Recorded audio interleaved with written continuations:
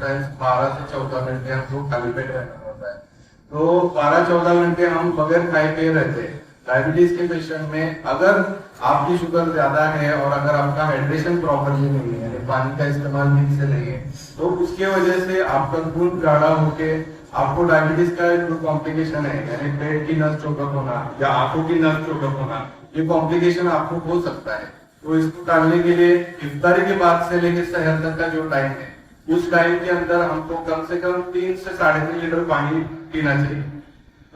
मरीजों ने ऐसा करे कि हमारे 3 या 4 बोतल अलग से निकाल के रखें और रुके, और उतने बोतल खत्म होना ही चाहिए। इसके बारे में एहतियात रखेंगे तो इंशाल्लाह ये डिहाइड्रेशन वाला कॉम्प्लिकेशन नहीं होगा।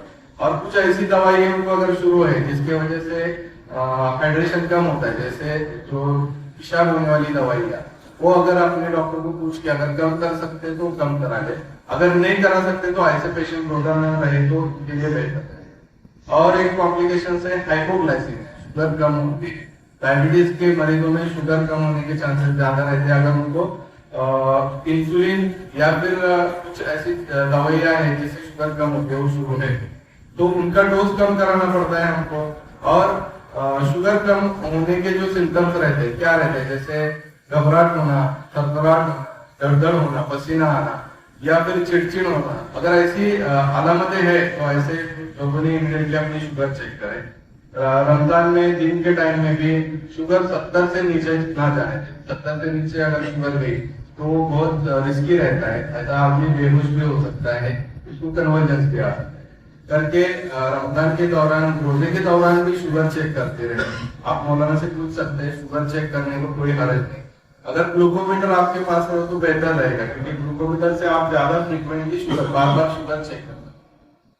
इंसुलिन जिन पेशेंट्स को चालू है उन्होंने तो बार बार शुगर चेक करना चाहिए, क्योंकि शुगर चेक करने से हमको पता चलता है कि शुगर कम है या ज्यादा है।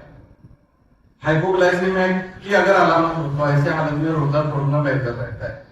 जिन लोगों की सुबह के टाइम में शुगर अगर 70 के आसपास है तो उनको बहुत चांसेस है कि हाइपोग्लाइसीमिया हो। प्लस शाम के टाइम पे भी ऐसे लोगों ने शुगर चेक करते रहना चाहिए। मैं सजेस्ट करता हूँ कि खाने के 2 घंटे के बाद, सहरी के बराबर 2 घंटे के बाद शुगर चेक करे, तो ऊपर में 1 बजे यानी 8 घंटे के बाद शुगर चेक करे, और शाम में 4 या 5 के दरमियान भी शुगर चेक। वैसे ही हम जब इफ्तारी करते हैं, इफ्तारी के अंदर मौलाना ने बताया कि हम जो है खाने के ऊपर ज्यादा ध्यान देते हैं। सहरी भी खाने में जाती है, इफ्तारी में भी हम बहुत ज्यादा खाने की तरफ ध्यान देते हैं, ज्यादा दावतें रहती है। लेकिन हमको जो अल्लाह ने बहुत बड़ी नेमत दी है तंदुरुस्त को मेंटेन करने के लिए, हम क्या खाते हैं और कैसा खाते हैं, इस पर ध्यान देना बहुत जरूरी है। तो अगर प्रिवेंशन में काम करेंगे तो सबसे बेहतर रहेगा। और जिनको ऑलरेडी प्रॉब्लम्स है उन्होंने देखना चाहिए कि जब हम इफ्तारी करते हैं तो डायबिटीज के पेशेंट को ज्यादा ऐसी चीजें ना खाए जिसके अंदर शुगर है।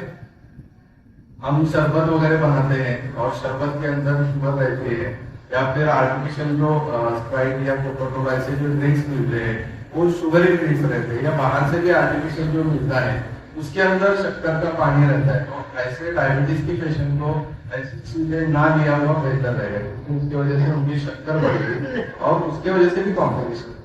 डायबिटीज के पेशेंट को रमजान के अंदर अगर 300 प्लस शुगर हो गई, रमजान के हालत में हम डिहाइड्रेटेड रहते हैं, अगर 300 से ज्यादा शुगर हो गई, उसके वजह से हमको, जैसे मैंने बताया, आंखों की नस चौकअप होना या पेट की नस चौकअप होना, ये कॉम्प्लिकेशन हो सकता है। डायबिटीज वालों को अपने डॉक्टर की सलाह से खून पतला होने की गोली भी लेना चाहिए, क्योंकि डिहाइड्रेशन की चांसेस और खून गाढ़ा होने की चांसेस रमजान में रहते हैं। और रोजा रखने से पहले हर एक ने अपनी शुगर को चेक कराए, अपना शुगर का स्टेटस कैसा है ये देखिए, और अपने डॉक्टर की राय ले, उनसे मिले और उनसे डोसेज के बारे में पूछे, उनसे पूछे कि मैं रोजा रह सकता हूँ या नहीं रह सकता हूँ। उसके साथ में डायबिटीज के साथ में और भी बहुत सारे हमारे जो बुजुर्ग साथी है, और इवन मैं देखता हूँ कि हमारे यंग बच्चे भी ब्लड प्रेशर की बीमारी से परेशान रहते हैं। तो ये बीमारियां होने का रीजन हमारी लाइफस्टाइल है, हमारे खाने पीने के अंदर नए आर्टिफिशियल चीजें आ गई और खारी चीजों का इस्तेमाल इतना होने लगा। हमको लगता है कि बहुत अच्छा टेस्टी है तो वो अच्छा है, लेकिन जो टेस्टी रहता है हमारे हेल्थ के लिए अच्छा नहीं रहता। तो हमको हमारी लाइफस्टाइल बैठी हो गई, हम एक्सरसाइज नहीं करते, तो हर एक ने एक्सरसाइज पे जोर देना चाहिए। हम क्या खाते हैं इस पर हमें ध्यान देना चाहिए। ब्लड प्रेशर के पेशेंट्स ने भी अपना ब्लड प्रेशर कंट्रोल में रहे इस हिसाब से कोशिश करना चाहिए, क्योंकि ब्लड प्रेशर के पेशेंट्स को भी वेफर्स या चिप्स वगैरह ऐसी चीजें हम खाते हैं, या फिर हम जो खाने के अंदर गोश्त खाने के बाद में ज्यादा मसालेदार चीजें खाते हैं, इसमें तेल ज्यादा रहता है, नमक ज्यादा रहता है, उसके वजह से हमारा ब्लड प्रेशर शुरू हो सकता है। पैरालिसिस होने का धोखा, हार्ट अटैक आने का धोखा उसकी वजह से पड़ता है।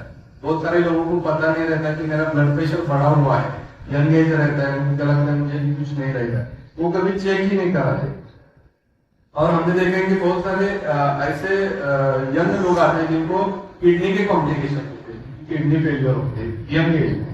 तो इसके लिए अगर किसी को ब्लड प्रेशर है तो चेक कराते हैं, डॉक्टर की सलाह है।